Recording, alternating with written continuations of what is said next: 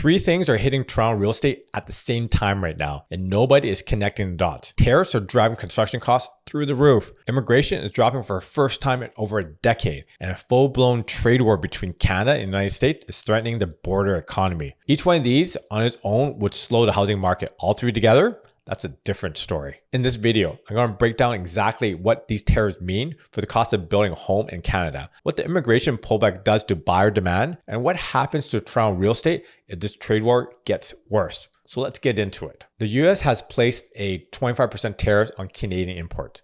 That covers a massive range of goods. But for real estate, the ones that matters most are lumber, steel, aluminum, and finished building products. Lumber duties alone have hit 45%. That is the highest tariff rate on Canadian softwood lumber in modern history. Kitchen cabinets, which used to cross the border at much lower rates, are now facing tariffs of about 50% as of January 2026. Steel and aluminum tariffs are sitting at 25%. And here's the part that affects you even if you're not building a new home. These tariffs don't just hit new construction, they hit every renovation, every repair, every material that goes into maintaining a home. Let me show you what this looks like in dollars. According to the Canadian Home Builders Association, the average new single-family home in Canada uses about 15,000 board feet of lumber. That's pre-tariff prices. Your lumber package on a new build was roughly 38,000. With a 45% tariff on softwood lumber, the same package is now closer to 55,000. Add the increases on cabinets, steel, aluminum, drywall, electrical, and plumbing materials, and the total cost increase on a single new family home is roughly $37,000. The National Association of Home Builders in the US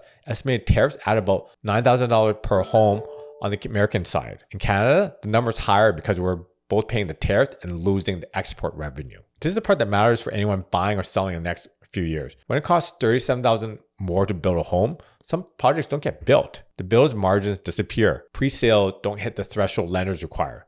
The projects get shelved. We're already seeing this in the condo market. New condo starts in the GTA dropped 63% in 2025. 28 active projects with over 7,200 units were canceled last year. Those numbers were already bad before these tariff increases took full effect. Now add $37,000 to every new home build, the math for developers gets worse. Fewer projects break the ground. The housing supply pipeline, which is already running close to empty, gets thinner. I'll give you a real world example of how this plays out. A builder I know is pricing on a semi-attached project in Toronto West End last year, 12 units. His lumber quote in October was about $38,000 per unit. By February, the same supplier quoted him $52,000. Same specs, same quantity. The only change was that tariffs. He told me he's sitting on the project until he sees where this goes. That's 12 homes that aren't getting built this year. Now let's talk about who's buying. For the last decade, population growth from immigration has been one of the biggest drivers of housing demand in the GTA. More people arriving means more people who need places to live. In 2023 and 2024, Canada admitted over 470,000 permanent residents each year. That was the highest on record. The federal government has now reversed that course. The 2026 target for permanent residents is 380,000. That's 92,000 fewer people per year compared to the peak.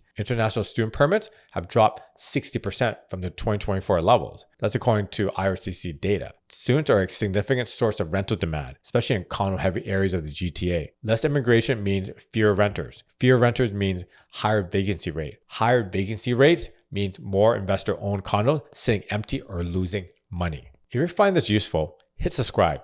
I cover the Toronto real estate market every week. No filler, just what's actually happening, what it means for your money. Okay, let's get back to it. The third force is the one that affects the broadest number of people. Canada's economy is directly tied to trade with the US. About 75% of Canadian imports go south of the border. When the US puts 25% tariffs on those exports, entire industries take the hit. The residential construction sector alone employs over 1 million Canadians. CHBA estimates that tariffs and trade disruption can put over 200,000 of those jobs at risk. CMHC's 2026 housing outlook used the word subdued. Their base case calls for flat or declining prices in Ontario this year, with the downside risk of trade conditions worsening. The Bank of Canada has already started cutting rates, but rate cuts don't help if people are losing their jobs or afraid of losing their jobs. Confidence drives real estate purchases more than interest rates do. Here's what makes this moment different from previous slowdowns. In 2017, we had the foreign buyer tax. That was one force. The market adjusted. In 2022, we had rate hikes. That was one force. the market adjusted. Right now, you have three forces hitting at the same time. Tariffs are making it more expensive to build, immigration policy is reducing buyer demand, and trade uncertainty is threatening the jobs that let people qualify for mortgages at first place. If any of these on their own, the market absorbs it. All three at once? That's where you get a market that doesn't just slow down. It stays down longer than people expected. Let me break this down by what you own or what you're trying to buy. Condos. The condo market was already in trouble before tariffs. Prices are down nearly 9% year over year. Supply is at 5 months. Investor losses are mounting. Tariffs make new condo construction even less likely, which eventually helps supply. But in the short term, reduced immigration and economic uncertainty add more pressure to an already weak market. Let's talk about houses. Semi-detached and detached houses in Toronto have been holding relatively well. Supply is still tight at 2.5 months for semis, but tariffs directly hit the cost of building new houses. If you're looking to buy a new build, expect that $37,000 to get passed on to you in the purchase price. Resale houses become more attractive by comparison. If you're renovating, this is where tariffs hit hardest for existing homeowners. Lumber, cabinets, flooring, fixtures. If you got a renovation planned, get your quotes locked in now. Every month of delay is a month of price increases on materials. There's a place of this that most people are missing. In the short term, tariffs and trade uncertainty slow everything down.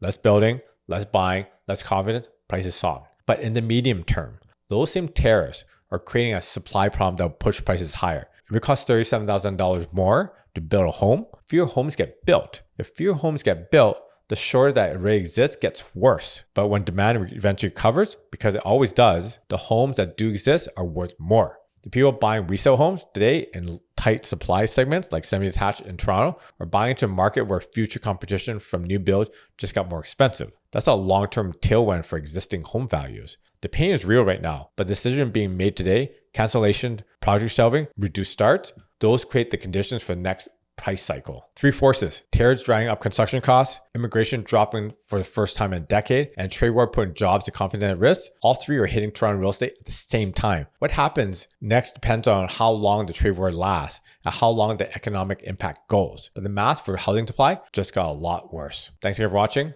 See you soon.